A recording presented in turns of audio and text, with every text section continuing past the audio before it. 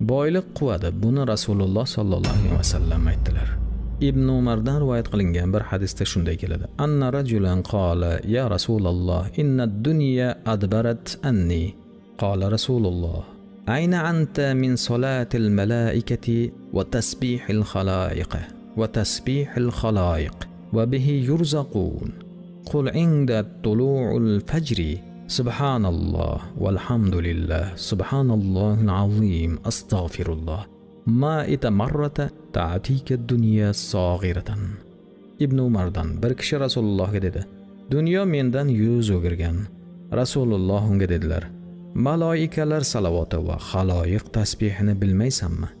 Xalq u bilan rizqlanadilar." Tong otganda shunday de: "Subhanalloh va bihamdihi subhanallohil azim astaghfirullah." Buni har kuni 100 marotaba ayt. Shunda dunyo seni quvib keladi.